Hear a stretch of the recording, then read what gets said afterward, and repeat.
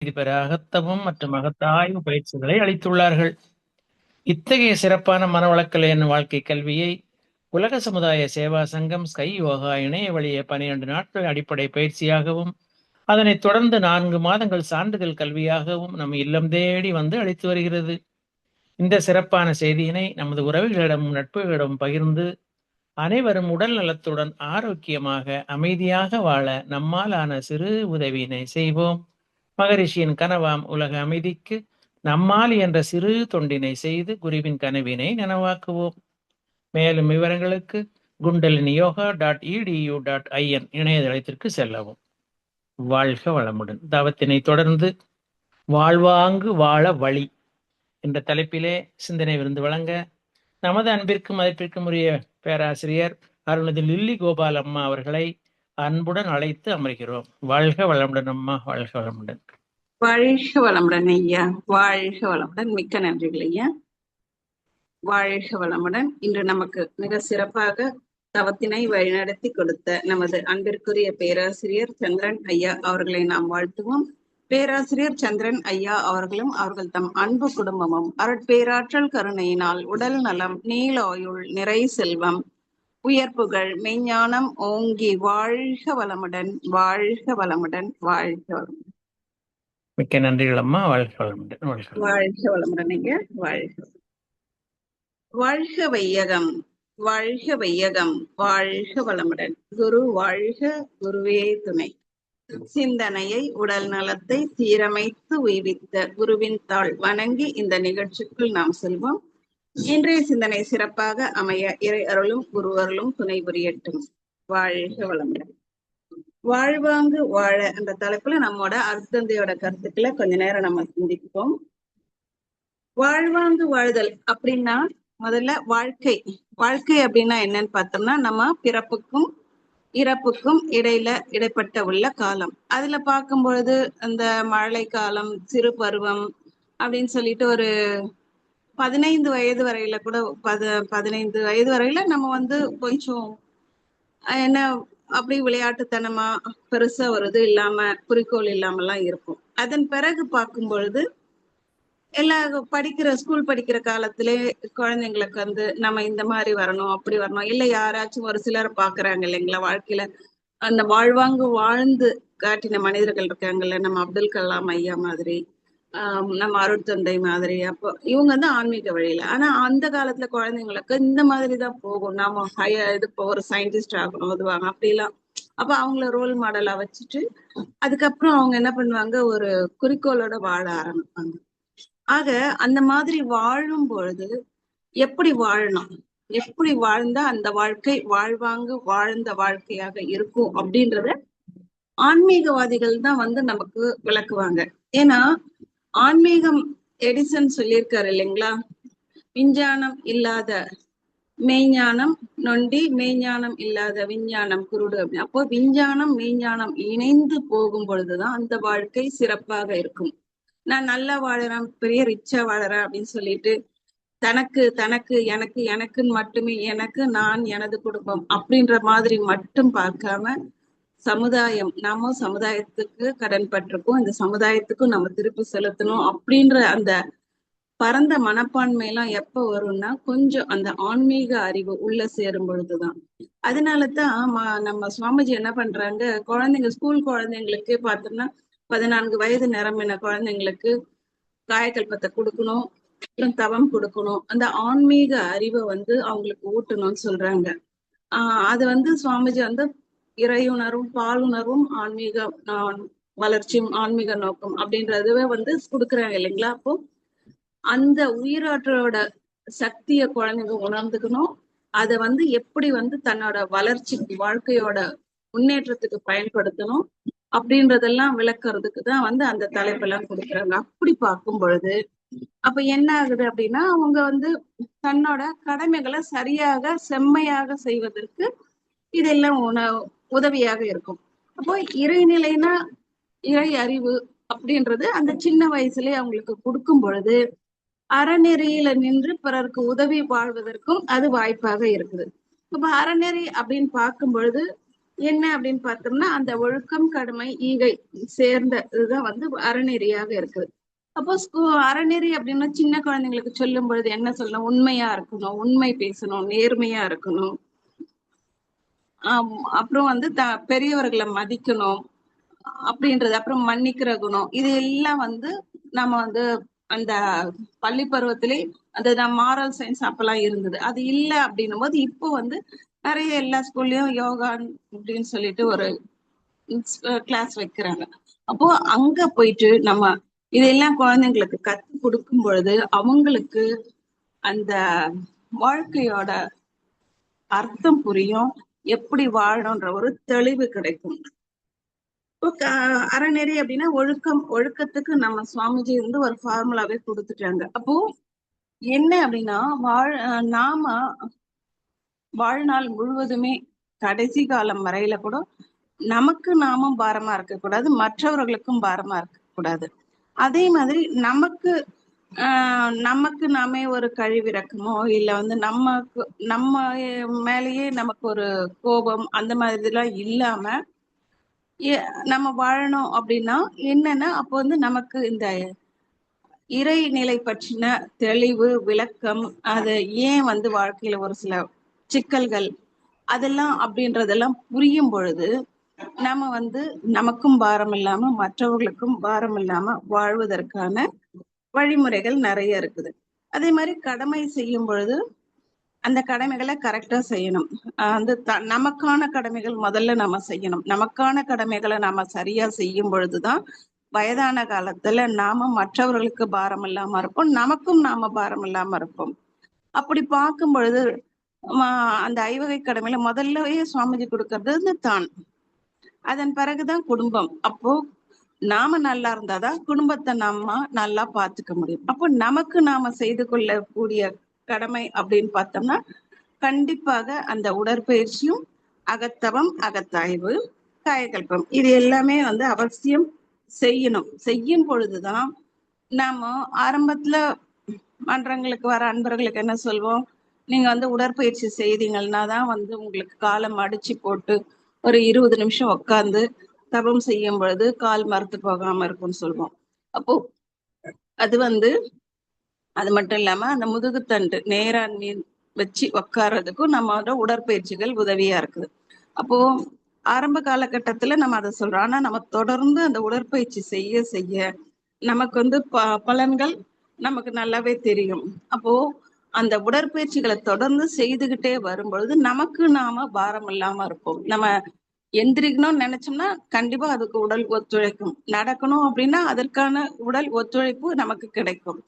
அந்த வகையில பார்க்கும்போது நமக்கு செய்து கொள்ள வேண்டிய கடமைகளை நம்ம கண்டிப்பா செய்துக்கிடணும். அதன் பிறகு பார்க்கும் பொழுது இந்த நம்ம அந்த மனவளக்கலை பயிற்சிகளை தொடர்ந்து செய்யறோம் அப்படின்னா ஆட்டோமேட்டிக்காக குடும்பத்தை பார்த்துக்கணும், நம்மோட கடமை என்னன்றத கடமை உணர்வு நமக்கு வந்துடும். அப்போ நம்ம குடும்பத்தை பார்த்துக்கும், அப்புறம் சுற்றத்தை பார்த்துப்போம். அதன் பிறகு இருக்கிற டைம்ல வந்து நம்ம சமுதாயத்துக்கு கடன் பட்டிருக்கோம் அப்படின்றது நம்ம கண்டிப்பா நல்லா தெளிவு கிடைச்சிருது. அதனால நம்ம பற்று கொண்டு வந்த அந்த கடனை திருப்பி செலுத்துறதுக்கு முடிந்த அளவுக்கு தொண்டு செய்வோம். அப்போ சுவாமிஜி சொல்லியிருக்காங்க இல்லைங்களா, கொண்டு வந்த கடனை தொண்டு செய்து மாற்றலாம் அப்படின்னு. அப்போ தொண்டு செய்வதற்கும் நாம டைம் ஒதுக்கணும். அப்போ நாம என்ன பண்ணணும்னா அந்த டைம் மேனேஜ்மெண்ட்டையும் நம்ம வந்து கடைபிடிக்கணும். அப்போ நம்மளோட வீட்டுக்கு செய்ய வேண்டிய கடமைகள், வீட்டுல செய்ய வேண்டிய வேலைகள், நமக்கு நாமே செய்து கொள்ள வேண்டிய கடமைகள், அதுக்கு எல்லாத்துக்குமே பார்த்தோம்னா நாம நேரம் ஒதுக்கணும். ஏன்னா எல்லாருக்குமே அந்த 24 மணி நேரங்கள் தான். அதுல பார்க்கும் பொழுது நிறைய நேரம் நம்ம என்ன பண்ணுவோம், ஏதாச்சும் வீட்டுல ஒரு ஃபங்க்ஷன் இல்ல ஒரு திருவிழா, இல்ல வீட்டுல விருந்தினர்கள் வந்துட்டாங்க, இல்ல எக்ஸ்ட்ரா வேலை வந்திருக்கு அப்படின்னும் போது என்ன பண்ணுவோம், நம்ம முதல்ல ஸ்கிப் பண்றது நம்மோட உடற்பயிற்சி தான். கேட்டா நமக்கு டைம் இல்லைன்னு சொல்லுவோம். அது எப்படி முடியும்னா நம்ம கிட்ட அந்த டைம் மேனேஜ்மெண்ட் கிடையாது. நாம வந்து நமக்கு கொடுக்க வேண்டிய முக்கியத்துவத்தை நம்ம கொடுக்குறோம் அப்படின்னா கண்டிப்பா நாம வந்து உடற்பயிற்சி செய்வோம். அப்போ நாம என்ன பண்றோம், நமக்கான முக்கியத்துவத்தை நம்ம கொடுக்காம இருக்கிறோம். அதனாலதான் அதை வந்து நம்ம ஸ்கிப் பண்றோம்.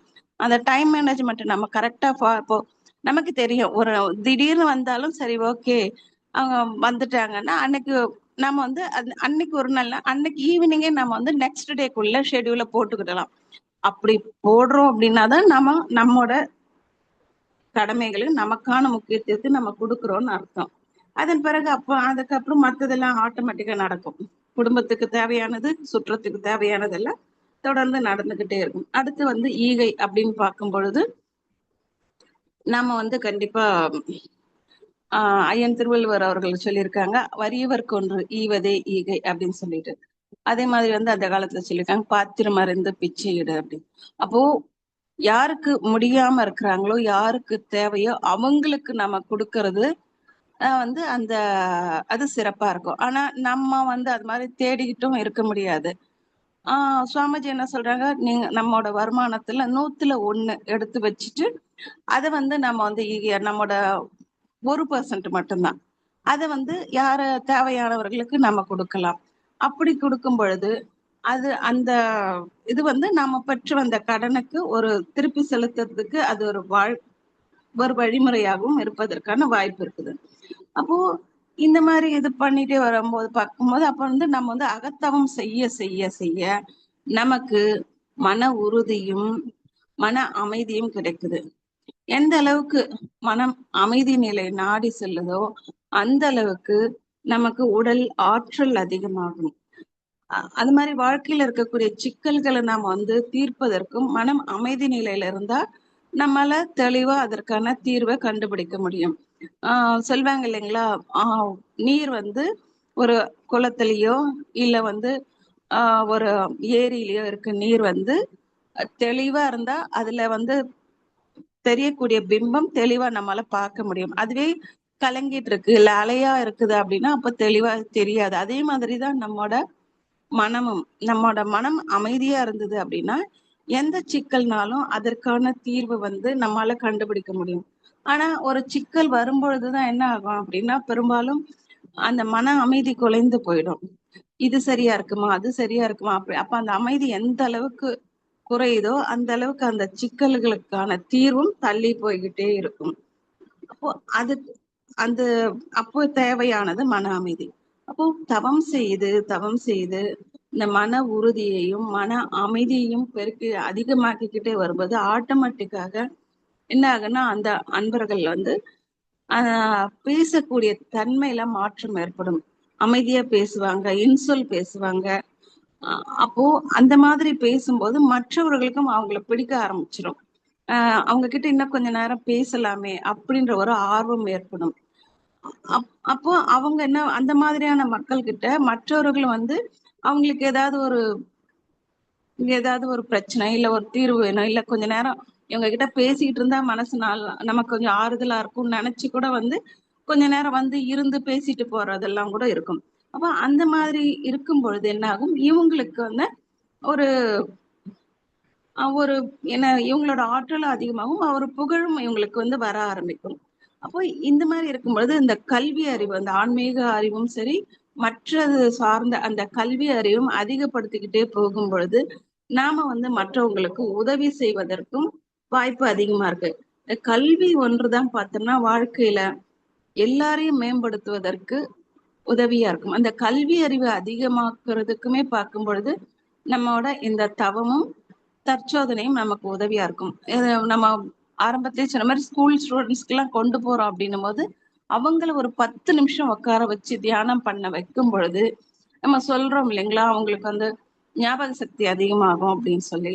அப்போ அந்த தொடர்ந்து அவங்க தவம் செய்ய செய்ய அவங்களுக்கு அந்த மூளை செல்கள் எல்லாத்திலும் எல்லாமே நல்ல ஆற்றல் அதிகமா, மூளை செல்கள் எல்லாமே ஆக்டிவேட் ஆகுது.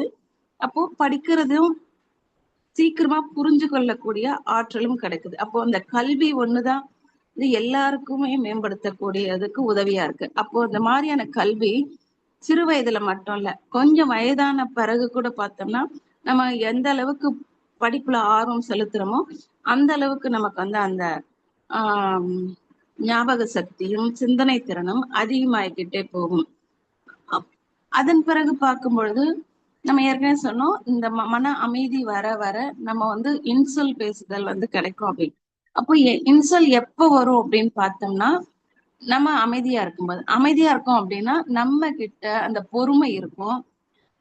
சினம் அப்படின்றது வெகுளாமை இருக்காது.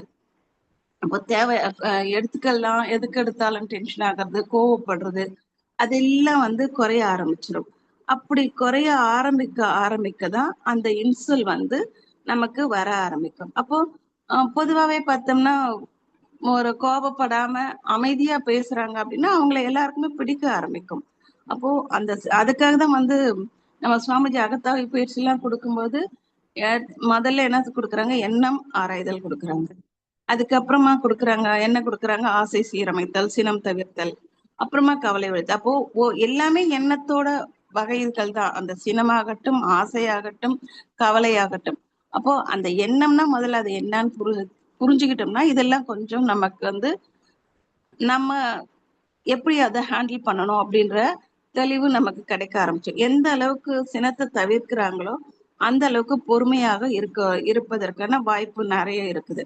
அப்போ இந்த மாதிரியான மக்கள் என்ன பண்றாங்க அப்படின்னா, ஏதாவது ஒரு சூழ்நிலையில அவர்களுக்கு வந்து வேற மற்றவர்கள் மூலமாக ஒரு துன்பம் கொடுத்தாலும், வேற எதனா நடந்தாலும் அவங்களுக்கு அந்த மன்னிக்கிறணுன்ற குணமும் ஆட்டோமேட்டிக்காக வந்துருது. இப்படிப்பட்ட மக்கள் எப்படி வாழ்வாங்க அப்படின்னாங்க பார்த்தோம்னா, இயற்கையோடு இணைந்த வாழ்க்கை வாழ்வாங்க. அப்ப இயற்கை அப்படின்னும் பொழுது நமக்கு முதல்ல நம்ம என்ன பண்ணுவோம், இயற்கை அப்படின்னா மரம், செடி, கொடிகள், விலங்குகள் அப்படின்ற மாதிரி இது பண்ணும். அப்படி பார்த்தாலுமே அந்த இயற்கையை அந்த வகையில பார்க்கும் பொழுதுமே அந்த இயற்கை அப்படின்றது நமக்கு ஒரு சந்தோஷத்தை கொடுக்கும். இப்ப நிறைய மரம், செடி, கொடிகள் இருக்கு. நம்ம வீட்லயே நம்ம நிறைய செடி வளர்ப்போம், நிறைய தண்ணி விடுவோம். ஆனாலுமே அந்த செடி வளர்றதும் ஓரளவுக்கு இதுவா இருக்கு. அதே ஒரு மழை பெய்யட்டுமே, அந்த மழை தண்ணி பட்ட பிறகு பாருங்க அந்த செடி கொடிகள்ல ஒரு அது அது அதுல அதுகிட்ட இருக்கக்கூடிய அந்த என்ன மலர்ச்சி, அது நாம தண்ணி விடுறதுக்குமே மழை தண்ணி படுறதுக்கும் அந்த வித்தியாசம் நமக்கு பார்க்கும் போதே தெரியும். அப்போ அந்த இயற்கை தான் வந்து எல்லாத்துக்குமே இது ஆதாரமா இருக்குது. இயற்கை அப்படின்னும் போது சுவாமிஜி வந்து இறைநிலையை வந்து இயற்கைன்னு ஒரு இடத்துல நிறைய இடத்துல குறிப்பிடுறாங்க இல்லைங்களா? அப்போ அந்த இறைநிலை தான் எல்லாமுமாக மலர்ந்து மனிதனாகவும் மலர்ந்திருக்குது. அப்போ இயற்கையோட இணைந்த வாழ்க்கை வாழ்ந்தது அந்த காலத்துல இருந்து எல்லாருமே வாழ்ந்திருக்கிறாங்க. நிறைய இப்போ ஆடி மாசம் வந்துடுச்சுன்னு வச்சுக்கோங்களேன், நிறைய வந்து என்ன பண்ணுவாங்க, இந்த அம்மன் கோவில்ல எல்லாம் திருவிழா அப்படி நிறைய நடக்கும். என்ன பண்ணுவாங்க, அந்த வேப்பிலைய வந்து நிறைய யூஸ் பண்ணுவாங்க. வேப்பிலை கட்டுறது, வேப்பிலை தோரணம் கட்டியிருக்கோம், ஊர்ல காப்பு அப்படின்னு சொல்லிட்டு ஊர் எல்லையில வந்து ஒரு கம்பம் நட்டு வேப்பிலை கட்டி வைப்பாங்க. அப்போ என்ன அப்படின்னா அந்த இயற்கை மரம், செடி, கொடிகளோட இணைந்த வாழ்க்கை. அப்ப அதே மாதிரி பிள்ளையார் அப்படின்னா அரச மரத்தடியில இருந்து பிள்ளையார் இருக்கிறது அப்படின்ற மாதிரி. அப்ப இயற்கையோட இணைந்த வாழ்க்கை அந்த காலத்துல இருந்தே நம்ம முன்னோர்கள் வாழ்ந்துட்டு வந்தாங்க. இப்போ அந்த இயற்கையோட இணைந்த வாழ்க்கை வாழறது அப்படின்றதும் நமக்கு வந்து அவசியம் தேவை. இந்த மாதிரியான செயல்கள் எல்லாம் கடைபிடிக்கும் பொழுது நம்ம வாழ்க்கைக்கு ஒரு நல்ல அர்த்தம் கிடைக்கும். அப்போ இறை உணர்வு பெறுவதற்கு நமக்கு வந்து இந்த அகத்தவமும் அகத்தாய்வும் நமக்கு வந்து நல்ல உதவியா இருக்குது. அப்போ நாம செய்யக்கூடிய உடற்பயிற்சி மூலம் நம்மோட கடமைகளையும் அந்த இயற்கையோட இணைந்த வாழ்க்கையும் வாழ்வதற்கு நமக்கு வாய்ப்பு நிறைய இருக்குது. அப்ப இறையுணர்வு அப்படின்னு பார்க்கும் பொழுது இப்ப உள்ள காலகட்டத்துல இறையுணர்வு, அறநெறி ரெண்டுமே, அது ரெண்டும் தான் வாழ்க்கையில வந்து ஒரு மனிதர்கள் அவங்களோட வாழ்க்கை முழுமையா வாழ்வதற்கும், வாழ்க்கையில் முன்னேற்றம் அடைவதற்கும், அந்த வாழ்வாங்கு வாழ்தல் நிலை அடைவதற்கு எந்த இறை உணர்வும் அறநெறியும் உதவியா இருக்கும். அப்ப இறை உணர்வு அப்படின்னு பார்த்தோம்னா, இப்போ இறை உணர்வு எல்லா இடங்கள்லயுமே அதிகமா இருக்குது. எந்த கோவிலுக்கு போங்க நீங்க, நிறைய கூட்டம். எல்லா நாளுமே எல்லா கோவில்லையுமே கூட்டம் இருக்கும். அது இந்த ஆடி மாசம் வர்றதுக்கு முன்னாடியே வந்து ஆடி மாசம் வந்துடுச்சுன்னா கோவில்ல கூட்டமா இருக்கும்னு என்ன பண்ணுவாங்க, முன்னாடியே போய் நான் பொங்கல் வச்சுட்டு வந்துடுறேன் அப்படின்னு போறவங்களும் இருப்பாங்க. அந்த மாதிரி நிறைய பேர் போய் போய் ஆடி மாசம் முன்னாடியே வந்து பாத்தீங்கன்னா ஆடி மாசத்திலே கூட்டம் அதிகமாக ஆரம்பிச்சிருது. அப்ப அதே மாதிரிதான் எல்லா கோவில்லுமே வந்து கூட்டம். அப்ப இறை உணர்வு அதிகமாகிட்டே இருக்கு. அந்த இறை உணர்வு பெற்ற அனைவருமே அறநெறி வாழ்க்கை வாழறாங்களா அப்படின்னா கண்டிப்பாக அது ஒரு கேள்விக்குறியாதான் இருக்குது. ஏன்னா அறநெறி வாழ்க்கை வாழும்போது மட்டும்தான் மற்றவர்களுக்கு எந்த வகையிலும் துன்பம் கொடுக்காம இருப்பதற்கு வாய்ப்பு உண்டு. நான் நான் வந்து கடவுளை வணங்குறேன், நான் இந்த சடங்குகளை இப்ப இந்த முறையில நான் கரெக்டா செய்யறேன் அப்படின்னு இது பண்ணாலும், அந்த அறநெறி அப்படின்றது வந்து அவங்க கடைபிடிக்கல அப்படின்னா, அந்த கோவிலுக்கு போற இடத்திலேயே பார்க்கும் பொழுது மற்றவர்களுக்கு துன்பம் கொடுக்கக்கூடிய வகையில தான் அவர்களோட செயல்கள் அமையும். முண்டி அடிச்சுக்கிட்டு முன்ன போறது, முன்னாடி இருக்கவங்கள அவங்க வயதானவர்களா இல்ல அவங்களால நிக்க முடியாது, எதை பத்தியும் பார்க்க மாட்டாங்க. அடிச்சு தள்ளிட்டு நான் முன்னாடி போய் நான் பார்த்துட்டா போதும் அப்படின்ற மாதிரி போவாங்க. அப்போ அறநெறின்றத கடைபிடிக்கும் பொழுதுதான் அவங்க செயல்கள் மற்றவர்களுக்கு துன்பம் கொடுக்காம இருக்கும். அப்போ அவங்க என்ன பண்ணுவாங்க, நான் எனக்கு துன்பம் கொடுக்கலன்னு நினைப்பாங்க. ஆனா அவங்க மற்றவர்களுக்கு துன்பம் கொடுக்கும் பொழுது அந்த துன்ப அலை அப்படின்றது அவர் யார் கொடுக்குறாங்களோ அவங்கள கண்டிப்பாக அது சாவாலையாக தான் போகும். அப்போ அது வந்து என்ன ஆகும், ஏதோ ஒரு காலகட்டத்துல திரும்ப அவங்க வந்து துன்பப்படுவதற்கான வாய்ப்பு அதிகமா இருக்கும். அப்ப அந்த இறை உணர்வு அப்படின்ற போது அந்த காலத்திலயுமே பார்க்கும் பொழுது நிறைய நாயன்மார்கள்ல இருந்து நிறைய பேர் பாடல்கள் 63 நாயன்மார்கள் பாடி இருக்கிறாங்க. அவங்களோடதெல்லாம் பார்க்கும் பொழுது அவங்க செய்த தொண்டு தான் நிறைய இருக்கும். திருஞான சம்பந்தர் பார்த்தோம்னா அவர் வந்து சின்ன வயசுலயே வந்து இறையுணர்வு பெற்று நிறைய பாடல்கள் பாடினாரு அப்படின்னு சொல்லுவாங்க. நாவுக்கரசர் அவரோட வாழ்க்கை பார்த்தோம்னா முழுக்க முழுக்க அவர் வந்து தொண்டு தான் செய்வாரு. உழவார பணி வந்து நிறைய இருக்கும். அப்போ வந்து பார்க்கும் பொழுது அவங்க வந்து இறைவனுக்காகவும் இறைவனை பாடியும் பண்றாங்க. அந்த இறை உணர்வை வந்து தொண்டு செய்தல் மூலமாகவும் நிறைய செய்யறாங்க. அப்போ அந்த இறை உணர்வு பெற்ற எல்லாருமே இவங்க அந்த அறநெறி வாழ்க்கை வாழறதுதான் நம்ம வந்து அந்த நாயன்மார்களோட கதைகள்லாம் பார்க்கும்போது தெரியுது. அதே அந்த இறையுணர்வு மட்டுமே பெற்றவர்கள் அப்படின்னு பார்க்கும் பொழுது நாம வந்து அந்த கதைகள் பார்க்கும்போது நிறைய அசுரர்கள் பத்தின அதெல்லாம் கதையெல்லாம் நம்ம கேட்டிருப்போம். அப்போ பார்த்தோம்னா அதுல வந்து பல ஆண்டு காலம் தவம் இருப்பாங்க, ஒத்த கால நின்று தவம் இருந்திருப்பாங்க. தவம் செய்து கடுமையான தவம் செய்து செய்து செய்து இறை காட்சியே அவங்க வந்து கிடைக்குது. இறைவனே நேர்ல வந்து வரம் கொடுத்த கதையெல்லாம் நமக்கு தெரியும் இல்லைங்களா?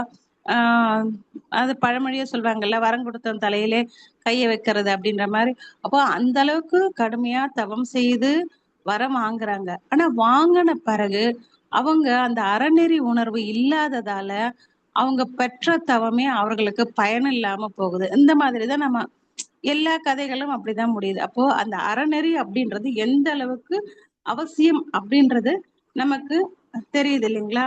அப்போ அந்த மாதிரி பார்க்கும் பொழுது அறநெறிய வந்து எல்லா இலக்கியங்களும் எல்லா சங்க நூல்களும் வலியுறுத்தி இருக்குது. நம்ம திருக்குறள்லயுமே வந்து நிறைய குறள்கள் வந்து இருக்குது. அறநெறி சார்ந்த குறள்களும் நிறைய இருந்துகிட்டே இருக்கு. நம்ம சுவாமிஜியும் அந்த அறநெறி வந்து இந்த அப்படியே அந்த கேப்சூல் ஃபார்ம்ல வந்து எல்லாத்தையுமே கொடுத்துருக்குறாங்க.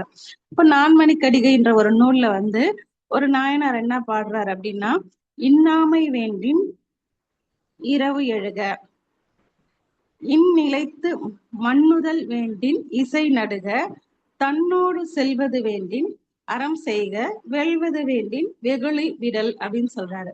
அப்போ இன்னாமை வேண்டின் இரவு எழுக அப்படின்னா, இன்னாமையின் துன்பம் இல்லாம வாழணும் அப்படின்னா இரவு எழுக அப்படின்னா என்ன சொல்றாருன்னா, அதாவது சூரியோதயத்துக்கு முன்னாடி எந்திரிச்சிடணும். சூரியோதயம் வந்து வெளிச்சம் வருவதற்கு முன்னாடி காலையில எந்திரிச்சுக்கிறவங்களுக்கு அந்த துன்பம் அப்படின்றது இல்லாம இருக்கும். ஏன்னா அந்த எந்திரிக்கும் போதே அதை வந்து கரெக்டா ஃபாலோ பண்றாங்க. டைம் மேனேஜ்மெண்ட் பண்றவங்க காலையிலே எந்திரிப்பாங்க அப்படின்ற மாதிரி அதை வந்து நான் வந்து அப்படி மாறி அர்த்தம் எடுத்துக்கிறாரு.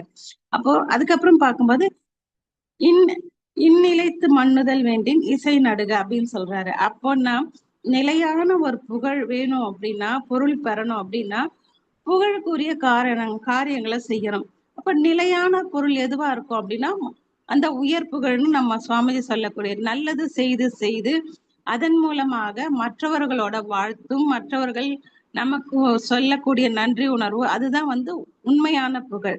அப்போ என்ன வேண்டும் அப்படின்னா நல்லது இசை நடுக அப்படின்னா நல்லது செய்யணும். அந்த நல்லது செய்ய செய்யதான் இந்த உலகத்துல நிலைத்து வாழ முடியும். அந்த மாதிரி வாழ்ந்த மகான்கள் தான் பார்க்கும்பொழுது நம்மோட அருட்தந்தை ஆகட்டும், ஏபிஜே அப்துல் கலாம் ஐயா, அப்புறம் ரத்தன் டாட்டா, அதுக்கு முன்னாடி பார்க்கும்போது ஜம்ஷெட் டாட்டா, இந்த மாதிரி நிறைய பேர், அதாவது தொழில் உலகத்துல பார்க்கும்போது அவங்க இன்னுமே நிறைய மகாத்மா காந்தில இருந்து, விவேகானந்தர்ல இருந்து, ரமண மகரிஷில இருந்து நிறைய பேர் நம்ம அப்படி பார்க்கலாம். தன்னோடு செல்வது வேண்டில் அறம் செய்க. அதான் பாருங்க, அந்த காலத்து எல்லா நூல்களும் அந்த அறநெறியை வலியுறுத்துது. அப்போ இறந்த பின் நம்ம கூட எது வரும் அப்படின்னு பார்த்தோம்னா, நாம செய்த அற வாழ்க்கை, நாம செய்த அறம் மட்டும்தான், அதுதான் அந்த புகழா நம்ம கூட வரும். அப்புறம் வெல்வது வேண்டி வெகுளி விடல் அப்படின்னு சொல்றாங்க. வாழ்க்கையில வெற்றி பெறணும் அப்படின்னா வெகுளி அப்படின்றது நமக்கு தெரியும். கோபம், சினம், அதான் சுவாமிஜி அதனாலதான் சினம் தவிர்த்தல்னு கொடுக்குறாரு. ஏன்னா இந்த சினம் அப்படின்றது நமக்கு அந்த காலகாலமாக வந்துகிட்டே இருக்கு. விலங்கினத்துல இருந்து மனிதனா வந்து பல கோடி வருடம் ஆன பிறகும் அந்த விலங்கின பதிவாக அந்த சினம் அந்த ஆரம்ப காலகட்டத்துல அந்த சினம் அப்படின்றது தேவைப்பட்டதாக இருந்தது.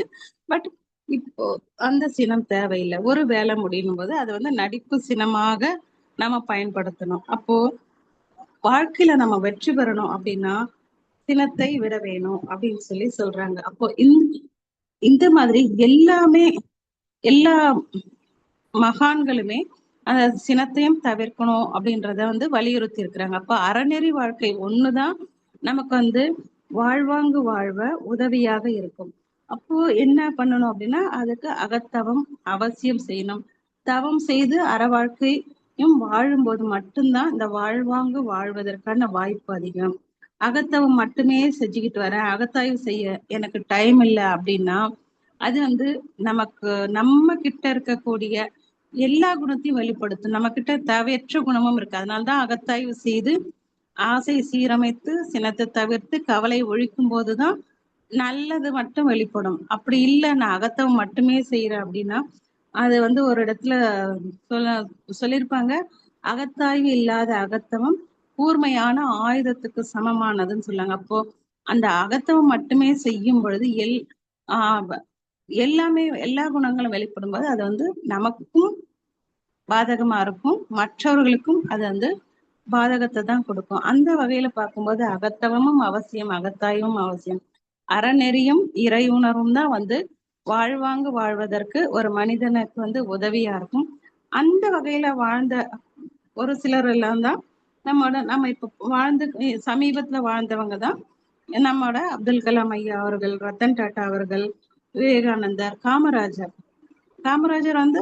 கல்வி அறிவு அவரால்தான் நம்ம தமிழ்நாடு இன்னைக்கு இந்தியாவிலேயே கல்வி அறிவுல 2வது அதிக கல்வி அறிவு பெற்ற மாநிலமா திகழுதுன்னா அதற்கு என்ன சொல்றது, பேஸ்மெண்ட் போட்டவர் காமராஜர் ஐயா அவர் தான். ஆனா அவர் கல்வி அறிவு பெறாதவர் தான்.